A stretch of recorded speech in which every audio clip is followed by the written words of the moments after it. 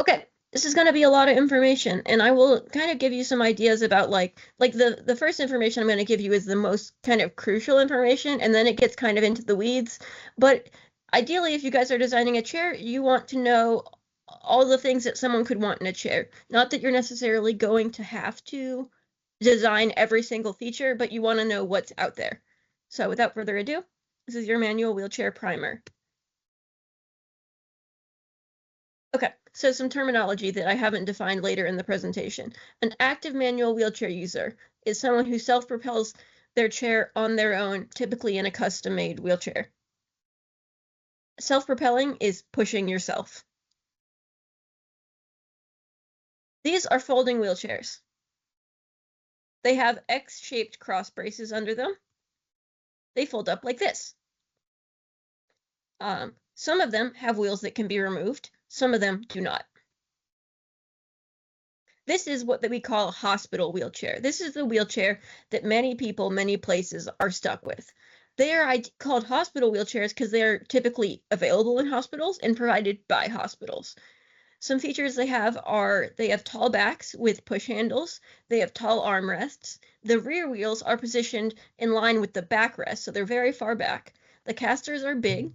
The leg rests stick out in front and are removable, and the whole chair is minimally or not at all adjustable. Typically, the only things that are adjustable on a chair like this is the length of the leg rest. Hospital wheelchairs come in standard set sizes, often like 18-inch wide by 18-inch deep, or 16-inch wide by 16-inch deep, or 14-inch wide by 14-inch deep. Pretty standard, not very many options. Like I said, the rear wheels are located along the same plane as the backrest, and the reason for this is it makes it easy for a caregiver to push, since the center of gravity is further back. And for this reason, they also have push handles. Hospital wheelchairs are not good for an active user. The non-custom seating size means the chair is unlikely to support your body correctly. The rear wheel position makes it hard to self-propel because the wheels are located behind the natural line of your shoulders, which means that in order to push, you have to reach backwards, which is not good for your joints. And then the tall back and the tall armrests inhibit arm movement while propelling.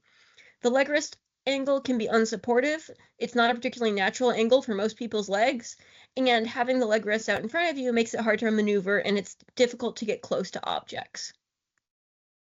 There are custom folding wheelchairs.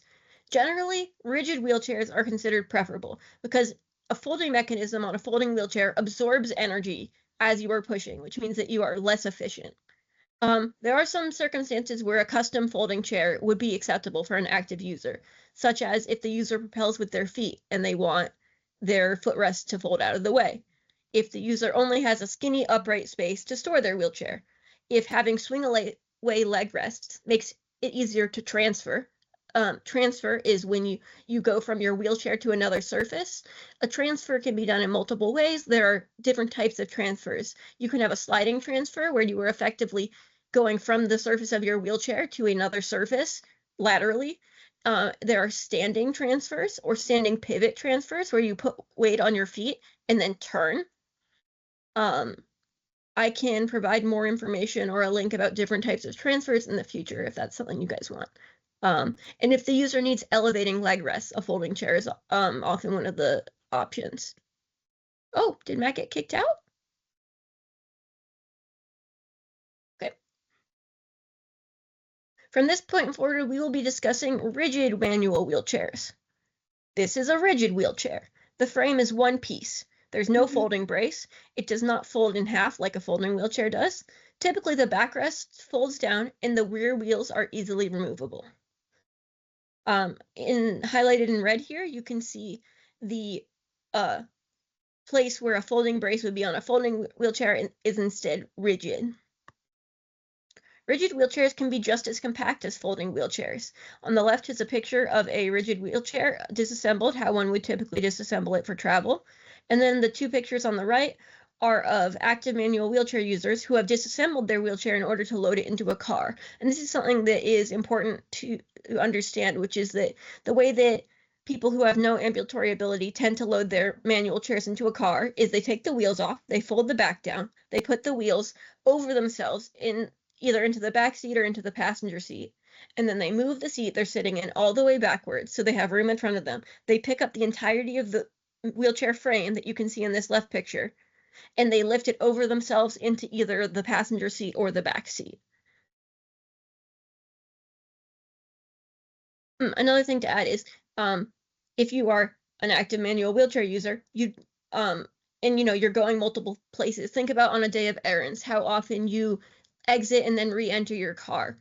A wheelchair user would have to do this assembly and disassembly process every time they enter or exit their car, which means that ensuring lightweight components that come apart easily is really important to not further exacerbate possible injuries or add stress on the body when you are doing this repetitive motion over and over again.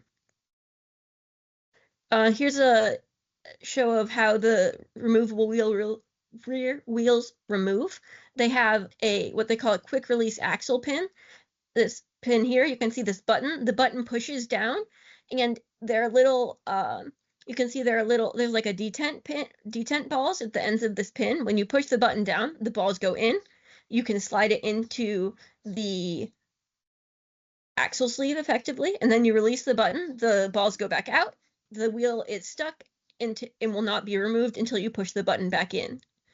In order to remove the wheels, you push the button in, the balls retract, you pull the wheel out.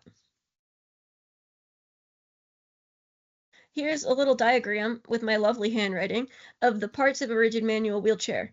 You have the back or backrest, you have the side guard, you have a cushion, you have the rear wheels. Attached to the rear wheels are the push rims / hand rims. In the middle of the rear wheels are the wheel hub and the quick release axle pin. You have the foot plate down here. You have a caster, and then attached to the caster is the caster fork. Under here, this piece between the two main rear wheels is the camber tube, and then the metal that connects everything together, that is the frame. So we're going to get into specific measurements now. The seat width is one of the most crucial measurements when you're ensuring that a wheelchair accurately fits a user. Generally, you want the seat width to be as wide as the widest point of your hips while sitting. Primary reason for this is so that your arms do not have to extend further out to the sides when propelling. Ideally, as close to directly under you as possible is where you want to be pushing. You don't want to have to stick your arms out to the side and roll like this. It stresses your shoulders. Like I said, propelling a manual wheelchair as well as loading and unloading it is a repetitive stress action, which is done over and over again in a way that the body is not typically designed to do. Walking is an action that is repetitive, that the body has the proper muscles. Generally, an able-bodied person has the proper muscles to repeat this action without long-term consequence, whereas propelling a manual wheelchair uses small muscles in the arms and shoulders that are typically not used on an everyday basis, so they're not geared for that. So people need to have properly fitting equipment, as well as sometimes do physical therapy or otherwise exercise routines to make sure that they are staying in shape by using these minor muscles. As well, being as narrow as possible allows the user to fit into more spaces. Seat depth. This is another important measurement. The seat depth, the end of the seat, which is like the end of the cushion you can see here, should be 1 to 2 inches behind the user's knee. Backrest height.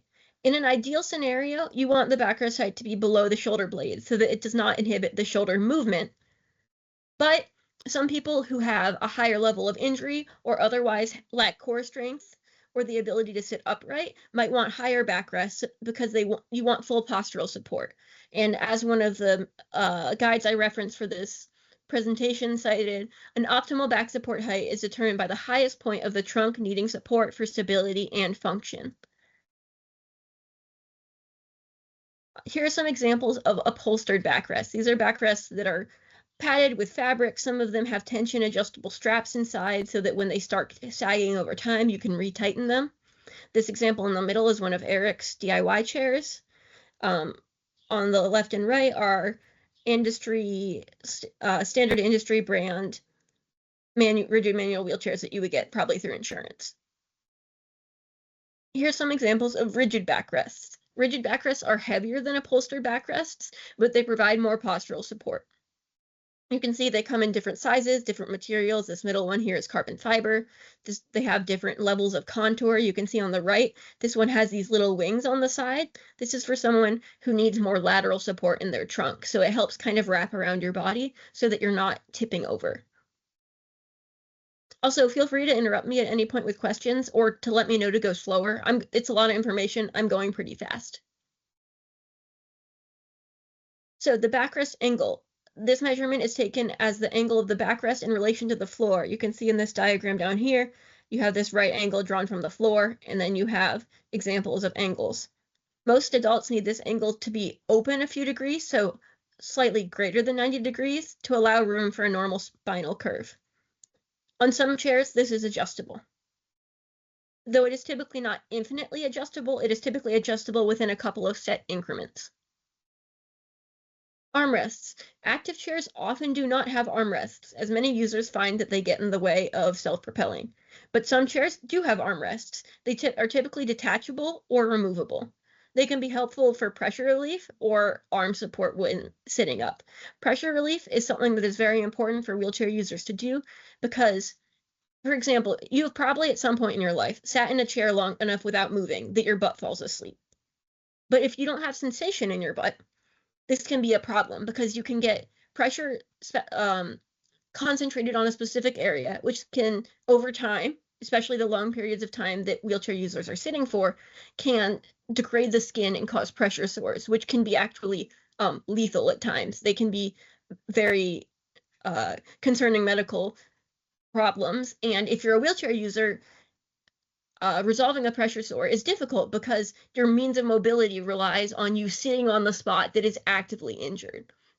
So pressure relief, wheelchair users are generally guided to do it for at least, I don't know, it's something like at least a minute of pressure relief per every half an hour. It might be even more frequent than that.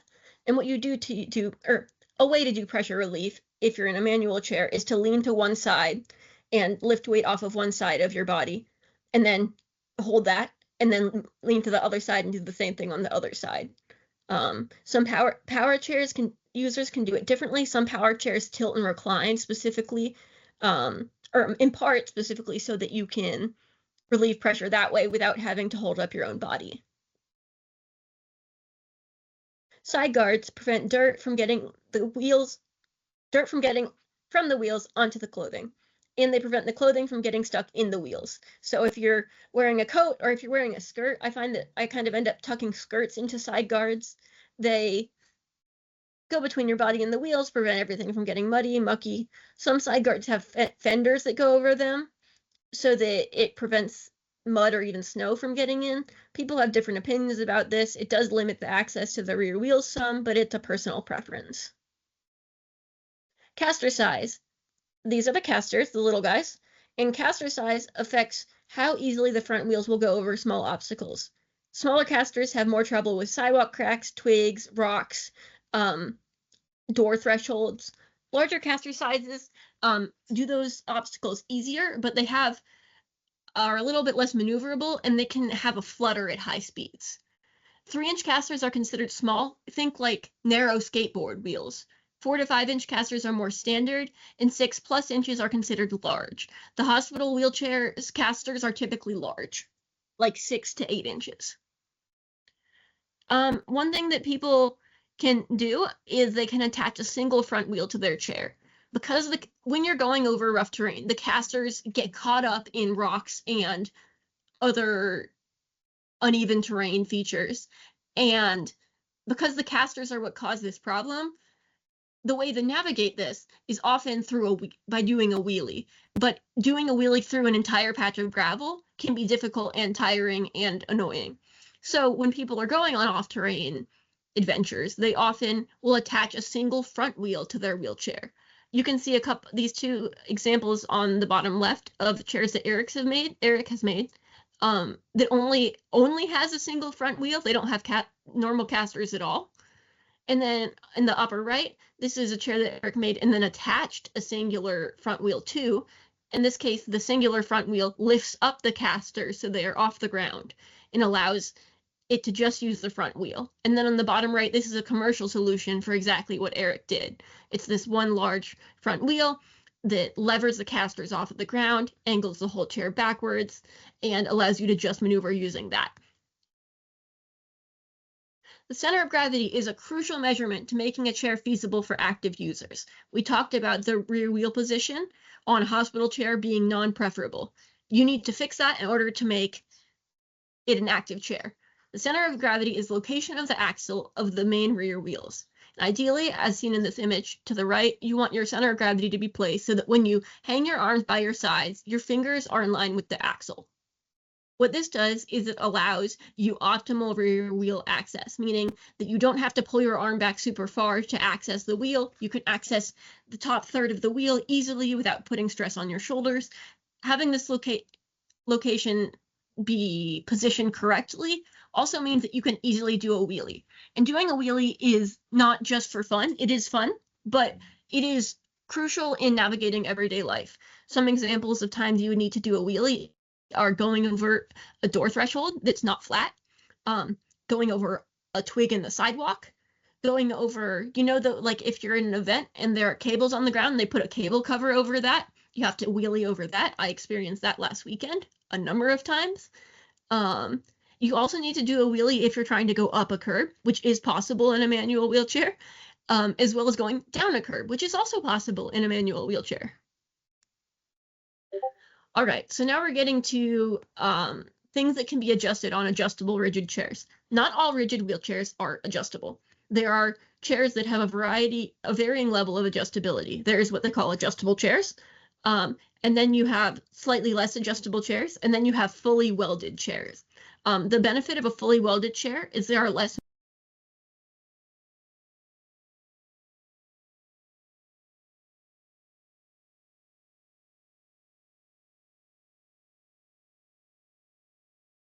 but it is crucial in navigating everyday life. Some examples of times you would need to do a wheelie are going over a door threshold that's not flat, going over a twig in the sidewalk, going over, like if you're in an event and there are cables on the ground, and they put a cable cover over that, you have to wheelie over that. I experienced that last weekend a number of times.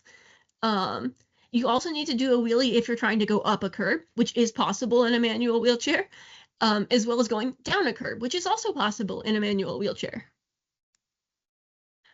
All right, so now we're getting to things that can be adjusted on adjustable rigid chairs. Not all rigid wheelchairs are adjustable. There are chairs that have a varying level of adjustability. There's what they call adjustable chairs, and then you have slightly less adjustable chairs, and then you have fully welded chairs. The benefit of a fully welded chair is there are less moving parts, so it's less likely that you will have things creaking. You will have less energy loss through joints. You will have less weight by not having the adjustment mechanisms on there, but it means you can't adjust your chair at all. So typically, you do not want to have a fully welded chair as your first manual wheelchair. You'd maybe consider having a fully welded chair as your third manual wheelchair. So things that could be adjusted on an adjustable chair like this is the horizontal axle position, which determines the center of gravity, the vertical axle position, which determines the rear seat height, which we'll talk about in a minute, the distance from the seat to the foot plate, which is adjustable on most chairs. Like I think even a number of welded chairs have this as an adjustment because sometimes people wear shoes that are to different heights.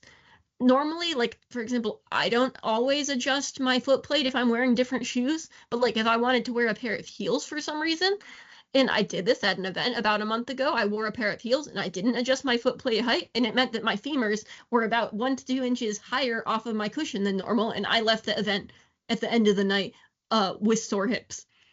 The caster angle needs to be adjustable if you're going to be able to change the rear seat height. I will explain this in a bit. The backrest angle can be adjustable. The backrest height is sometimes adjustable. Upholstered backrests are typically a set height because you have this amount of upholstery and you can't really decrease the amount of upholstery. But if you have a rigid backrest, it will often have adjustable mounting hardware, which means that you can change the height of it, and sometimes you can even change the depth of it, so you can move it forward in the seat. Crucial measurements overview: seat width, seat depth, horizontal axle position, center of gravity, and foot plate height. These are things that you really need to get right. Like if I went looking for a new chair, like I often look at used equipment for people, these are the things that I would be non-negotiable. Other things you can adjust for, these you cannot. You cannot adjust the seat width of a chair once it's made, which ends up being a problem for some people, because if you lose weight or gain weight in significant amounts in either direction, then your chair might not fit, and you can't do a ton about that. You can't change the width of your frame. There are some things you can do to make it effectively wider. You can put spacers in the wheels, you can remove the side guards, but you can't make a wheelchair frame narrower. And regarding seat depth, there are some adjustments you can make to change the seat depth, specifically if you have adjustable backrest hardware and it allows you to move your backrest forward, you can effectively move your whole chair position forward. All right, we're getting into the nitty-gritty now with all the customizations. There are a lot of options if someone's ordering a custom manual chair. The design you guys make doesn't necessarily need to have all these options. It probably will not. You want to consider how adjustable should this chair be after building, and what features are the most important. I forgot that I left this side and it was mostly a joke. It says stop here if you don't want to be overwhelmed. Options part 1. So if you're going through a manual wheelchair ordering form, here are some of your options. I'm actually at this point going to briefly, excuse me, if it will let me escape from my presentation. There we go. Briefly go and actually show you these options on this wheelchair configurator. This is from Not a Wheelchair, which is a company that makes affordable manual chairs that are not classed as medical devices. They have this very nice configurator that will show you some things. So here are 2 types of seat pan. This one is fabric. It is a soft sling. It's typically tightenable so that over time, as you put weight into it and it gets looser, you can retighten it. And then this one is carbon fiber. It is a more solid seat. It provides kind of a solid backing for your cushion. Depending on your specific body, this may or may not feel better. Some people really rely on this slight bit of sag in an upholstered seat sling in order to properly kind of nest themselves into their chair. Some people do not. And then here are as an example of what side guards look like. These ones are removable. They have a post and then mounting hardware. They come in a variety of materials. These are aluminum. They sell carbon fiber ones. As I mentioned, they have ones with fenders on them. All right, back to my presentation. One quick question. Yep. Is there any downsides of having side guards? Not really. I strongly recommend it. Okay. Great, thank you. Yeah. Like sometimes your side guards might get in the way if you're folding down a backrest and your backrest has a lot of contour on the sides, but you just kind of have to squish it in there. And in my experience, it's very worth the benefits. Okay, now how do I present without starting from the beginning? All right, we're just going to speed through this then.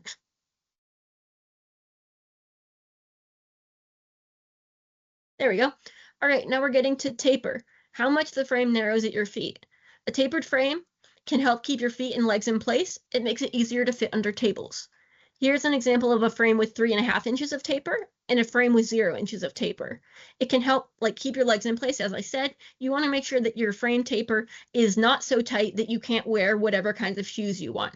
I wear Doc Martens, which means that I don't want my frame to taper to a point where I cannot fit a pair of the shoes I wear on a regular basis. Frame depth. Frame depth is different than seat depth. The seat depth is how far the upholstery and your cushion actually go. The frame depth is after the cushion and then before the bend in the frame starts. So you want the bend in the frame to start where your thigh and your calf initially touch, as you can see in this right diagram. So this is normally written as measurements as frame depth extension. So let's say that my wheelchair is a 15 by 17, which it is. I would get a 15 by 17 wheelchair, but with my specific body geometry, I would get a 15 by 17 wheelchair plus 1 inch, which means that there's an extra inch between where my cushion ends and where this frame bend starts. This allows it so that my legs are positioned correctly on my foot plate. Rear seat height. The rear seat height determines how easily you can reach your rear wheels. Ideally, you want the middle finger of your hand to touch your axle hub.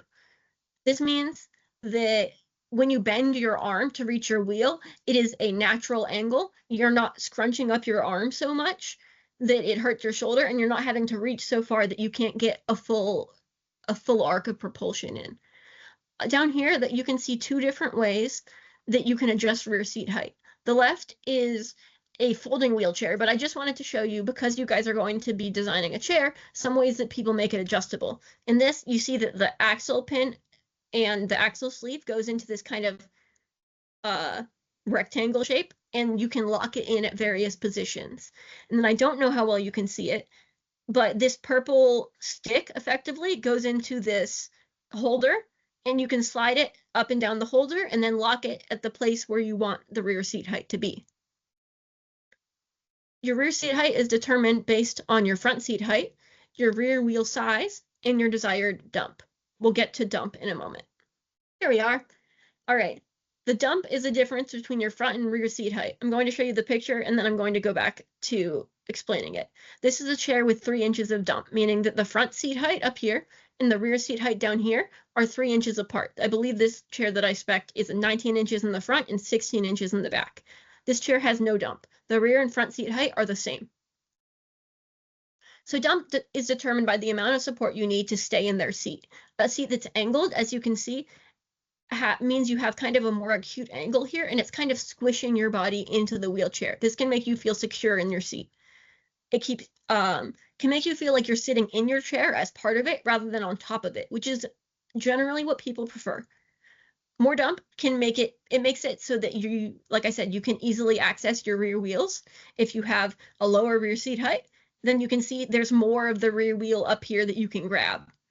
So above the frame, there's more. You can see that here. Less dump means that you sit taller. You might have an easier time reaching tables or counters, and it means that you're sitting more on top of your chair. Front seat height is determined by your seat to foot plate length, your caster size, and the amount of clearance you need for your foot plate. So you kind of start with the ground, figure out how much foot plate clearance you need, figure out your caster size, and then move up from there. Again, it's important to consider your ability to fit under tables. I have a friend who was using one of the loaner wheelchairs from the mobility equipment closet I manage, and it was great for cooking in the kitchen because it was really tall, but it did not fit under standard tables, which is a problem. The front angle is the angle between the ground and the front of your wheelchair frame. It is determined by your preferred lower leg position, whether you like your feet out in front of you or tucked under. Here's a frame with a 90-degree front angle, which is the tightest you can get it. And here's a frame with a 75-degree front angle, which is not super common and means that your legs are sticking kind of far out in front. What you end up getting for this depends on your specific body and disabilities. People with spinal cord injuries often, because they tend to have lower leg muscle mass, means that they can easily fit their feet kind of tucked underneath them, whereas someone who has edema or swelling or has knees that don't like being bent in that way might have a further out front angle. Now we're getting to caster forks. These are just some of the things available on the market. Like, I don't think that, it's not crucial that all of these options are available in whatever you guys make, but it is crucial that you know that they exist. You have single-sided caster forks, which are easier to clean. It's because you only have to clean things out between the fork and the caster on one side. Caster wheels notoriously attract hair, and like once a month or more, you have to clean the hair out of them. And it's easier to do that if you only have to clean the hair out of one side. Single-sided caster forks mean you're less likely to bang your caster forks into walls since they track towards the inside and you just have the wheels out here. But you can get strings and cords wrapped around them. These are standard caster forks. They're double-sided. They're less likely to bend or warp when compared to single-sided. And these are frog legs. Frog legs is one of a number of different brands of suspension forks. They decrease vibrations, can make it easier to go over rough terrain because it absorbs some of that. But they do add weight to your chair. Frog legs is just the brand that was biggest when I initially started this presentation back 2 years ago. You can see this is a prettier slide. I had that one from then.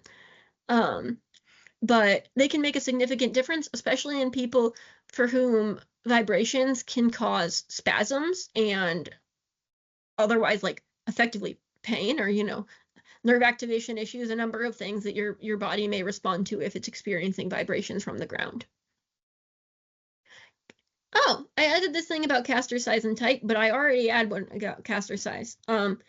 We can talk here about the difference between narrow casters and wider casters. Narrow casters are more likely to fall into small gaps. I had a friend whose caster got stuck in the crack between the elevator and the place in front of the elevator. It was not good. The caster fork bent. Wider casters spread weight out over a larger area, sink in less on soft ground, but have slightly more turning resistance. Footrest type. You can get a bunch of different kinds of footrests. A couple of these are angle adjustable, meaning that you can loosen the hardware and change the angle of it because not everyone wants their feet sitting specifically flat, and sometimes you want it to change. This is a metal footrest like over here, but it has a cover on it. I find that the ones that are open loop like this can get your toes stuck or your heels stuck or other things stuck. I'm not a huge fan of them personally. This one is flip up, which means that you can flip it up and it makes space where your feet are. This can make it easier to do standing transfers, but it also means that you often cannot attach a singular front wheel attachment like I showed you like 10 slides ago. Seat to footrest height is effectively where your foot plate is. This is almost always adjustable to allow you to account for large changes in shoe height. Push handles. Many active chairs don't have push handles. Some of them do. My chair has push handles. It has these ones in the middle that they flip up, and then when I don't want them, they fold down. This is because often if I go places that have like a step or two to get in, and if I do a wheelie over the front of the step, I can usually have someone lift me by the push handles and shove me in the rest of the way. It's also useful because I do walk and stand sometimes, and sometimes I need to push my own chair places. These are telescoping or adjustable push handles. You can completely remove them if you don't want them. There are a variety of them. Another thing I'll add with this is that just because someone might need to be pushed by a caregiver sometimes doesn't mean that they don't deserve or need an active chair. Like there are times when people need help, but it doesn't mean that they don't deserve to have a chair that's properly set up for them to maneuver around their house or other environments where they don't need assistance. Anti-tips. Anti-tips prevent the wheelchair from falling backwards. Many experienced users do not have them because they don't need them and they find they get in the way, but some users do have them because they might not have the strength to control their wheelchair in a wheelie, but you still sometimes need to wheelie over small things, or they might not have good proprioception or have balance issues, or they might have seizures and be worried that their chair would flip over when they're not in control of it. It can interfere with your ability to do a wheelie at times. Although typically these are height adjustable, so you can ideally set them so that it will let you do some amount of a wheelie and just prevent you from fully tipping over. Wheel locks / brakes. There are different types of brakes available for different types of people. Some brakes have big handles, some don't really have handles at all, and you just kind of flip them with a thumb. It depends on your hand function and how you prefer to use them. I didn't go into a ton of specifics here because my guess is you guys aren't going to redesign wheelchair brakes, and most wheelchair brakes fit into this same mount. So you have a mount, the top part goes around the frame, and the bottom part goes around this cylinder attached to the brakes. Most brakes I have encountered have this same cylinder that goes into this mount. The top part of the mount needs to match the tubing diameter of the wheelchair. Rigid manual chairs tend to come in either 1 inch or 1 1/4 inch tubing diameter. Camber. Camber Real quick, is Chase. Yep. With brakes. Yep. We want to make sure we have brakes. Yes. because that is very useful just because of, stopping and everything else. That's something I just wanted to interject as well. No, good. That's an important point. And brakes are important in wheelchairs for a couple of reasons. One, just like if you're on a hill or a slightly sloped surface, you don't want to roll away. The other thing is brakes are really crucial for transfers.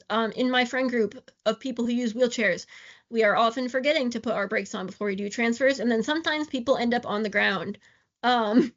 It's not fun, but it is a little bit funny when it happens.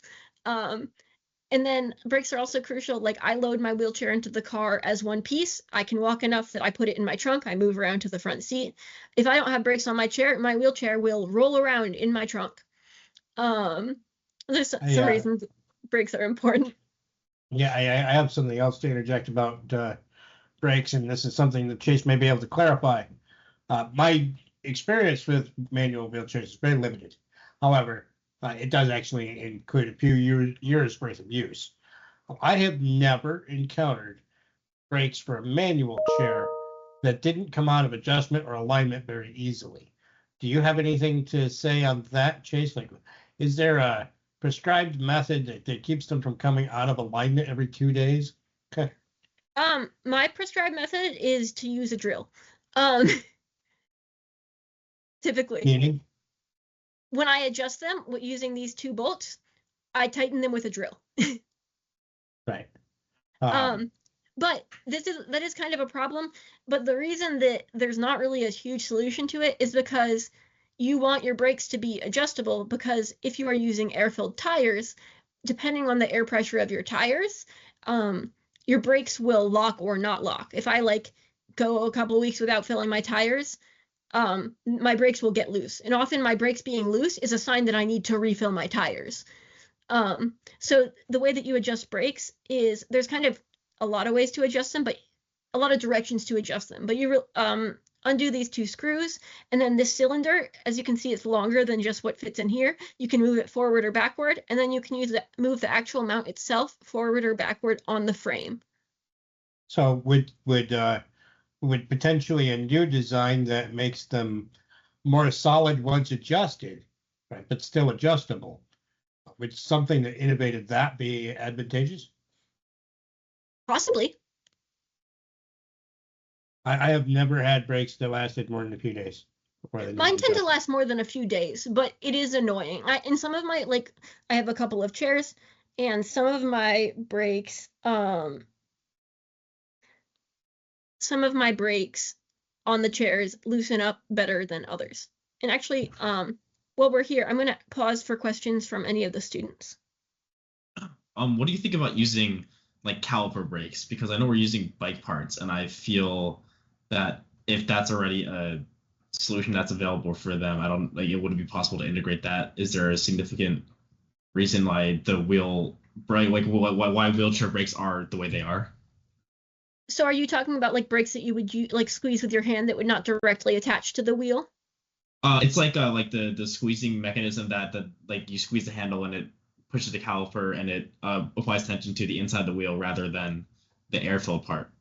Yeah. So I can take a little bit of that.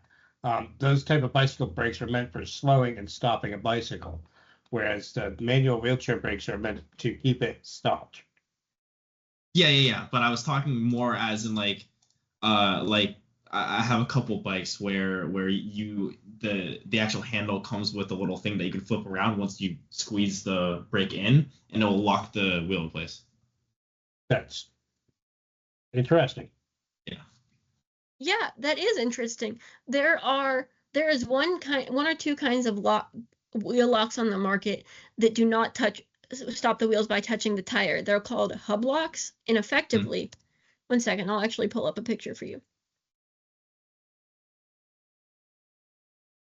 My Zoom bar is getting, wait, there we go. They're called D's locks. You end up installing a little plate like this on your wheel, and then you have a lever like this, and when you put the lever in, it will put the piston through one of the holes on the wheel and then lock your wheel in position like that. they're not super standard, I think primarily because they're expensive, but it also because when you want to stop, often you will have to like wiggle forward or backward a little bit so that the piston finds a hole. Mhm. And like some people like being able to stop exactly where they want as opposed to within a couple of inches of where they want. Yeah. But that's an interesting thought, and it's definitely something we can talk about. Yeah. Anyone else have a question?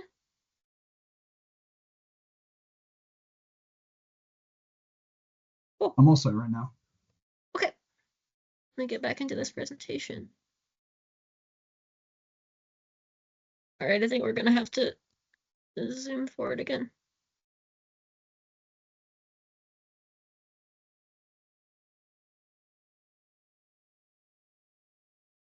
Okay. Camber. Camber is when your wheels are angled inwards. You can see this in an extreme in a basketball chair, like I have pictured here. Camber increases your chair's width and helps keep you stable while turning, and decreases the chance of you tipping over. It can make it easier when you're pushing across a slope, like if you're on a canted surface and you're trying to push straight. If you have trouble fitting through doorways, you really don't want camber because it increases your width. But an everyday manual chair can have between 0 and 6 degrees. And the way that these chairs typically have camber is that the insert of the axle sleeve itself is angled so that when you put the axle pin in, it goes in at an angle. And if you have camber, you have to make sure that your axle inserts stay straight so that you don't end up with a wheel that, like, if your axle insert is like flipped 180 degrees, then you have a wheel that angles outwards and you are going to tip over. Rear wheels and push rims. There are a lot of rear wheel and push rim options that account for a variety of preferences and needs. Some examples of choices you have are solid versus air-filled versus solid insert tires. Solid tires and solid insert tires are heavier, but they do not need to be refilled with air. Some people say that they have more pushing resistance. Solid insert tires are when you take tires that are normally filled with air and you put, instead of a tube in them, you put something solid. Solid tires without inserts are just rubber. And then you have air-filled tires, which are much like bicycle tires and often made by the same brands that bicycle tires are made by. They're often, people say they're easier to push, but in theory, they can get pops. You have to be responsible for refilling them with air and keeping an eye on that. And depending on someone's ability to refill them themselves, possibly fix a flat, people make different choices there. For push rims, there are dozens of options.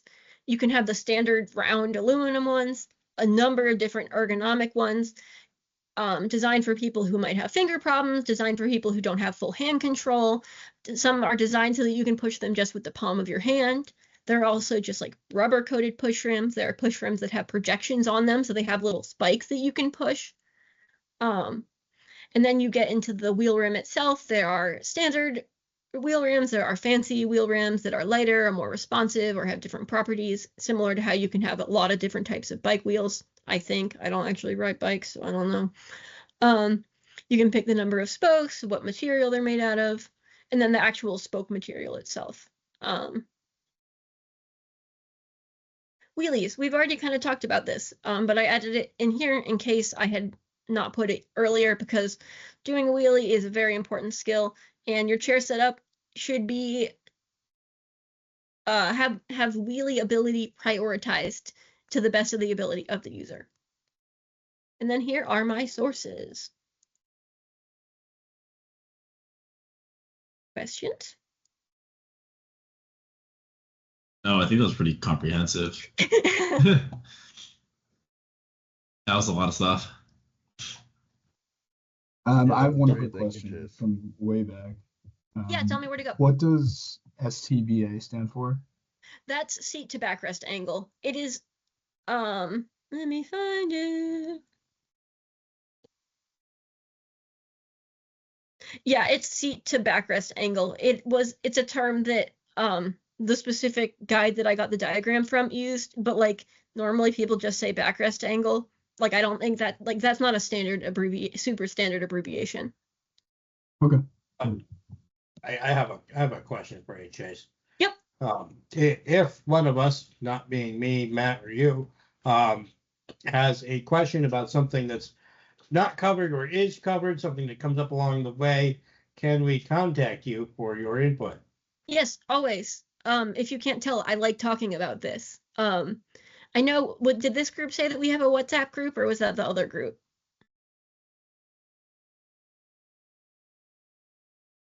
Might be the other group. Okay, well, you're welcome to message me, or on like Microsoft platform, you can send me an email. I can give you my phone number. I'm pretty open and around, and this is kind of my stuff. Yeah. No, it's awesome. I wanted to show one more thing.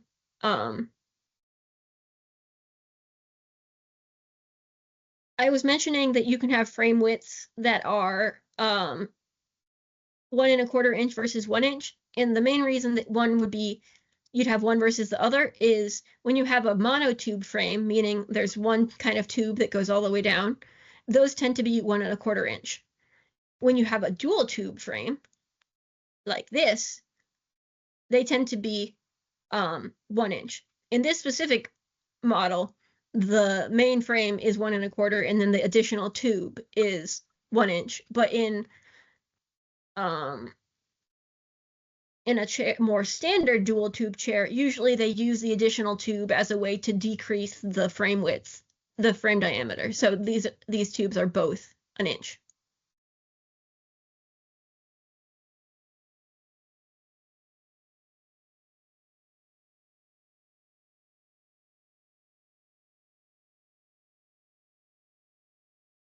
Thank you, Chase. I have to hop off because I have another meeting. All right. Take care, Tom. I do want to remind everybody to reach out if any questions come up, or if you have any concepts you'd like reviewed. Chase is the person for that. Awesome. Thank you for joining us.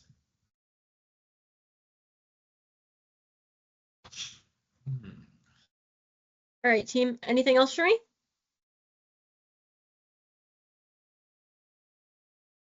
Chase, would you be able to send us these slides as well? Yeah, absolutely. I will get that link and send it to you right now. Awesome. I specifically wrote down most of the stuff that I was saying out loud because I wanted you guys to be able to go back and reference it. Yeah, and also we've basically transcribed all of it into meeting notes. If you want to take a look at that. Cool. Awesome.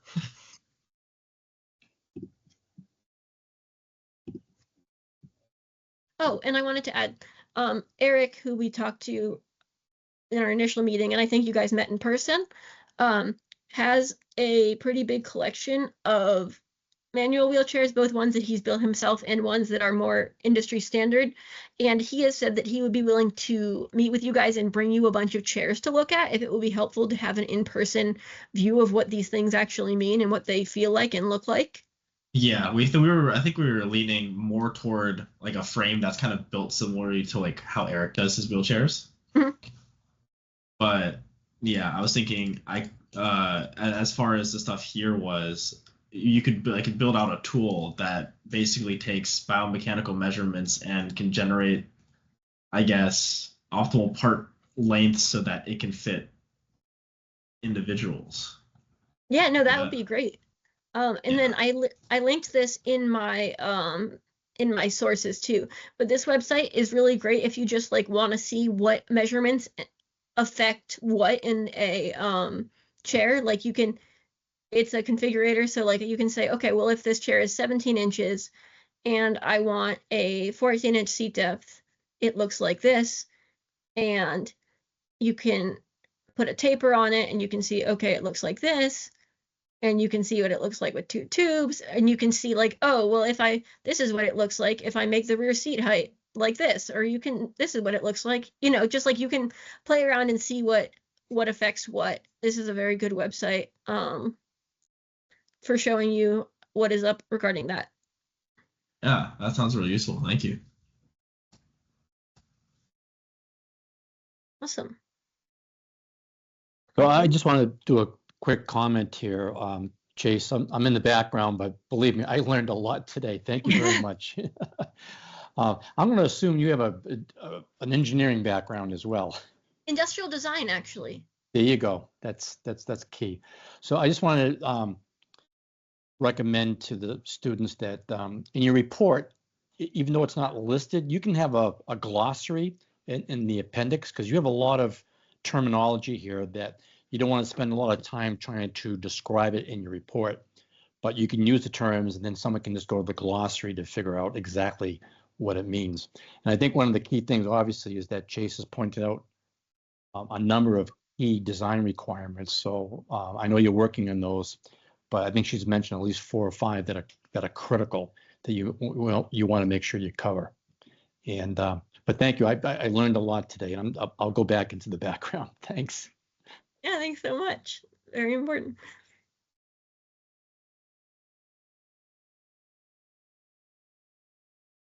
All right. Yeah, I'm out of questions. Yeah, I think I'm all set too. Great. Yeah, as soon as this meeting ends, I will send this PowerPoint link over to you guys. And if you have any questions, let me know. I know this was a lot of information. But hopefully it will help point you in a direction. And again, like, this was not supposed to be a slideshow about what you need to do in your chair, because, like, as this is going to be an open hardware design, like, if you design it one way and someone's like, oh, well, I want to add armrests, they can add armrests. They can design it on there. If you don't design it to have armrests, they can add it. But it's just to give you an idea of what the market looks like and what kinds of things need to be customizable in order to have a functioning chair. Yeah, that makes sense. Thank you. All right. Well, thank you very much for all your listening and for letting me talk about the thing I enjoy talking about. Yeah, thank you so much. Have a good All right. one. So much. Take care. Thank you. This has been very informative. Thank you. Yeah, of course.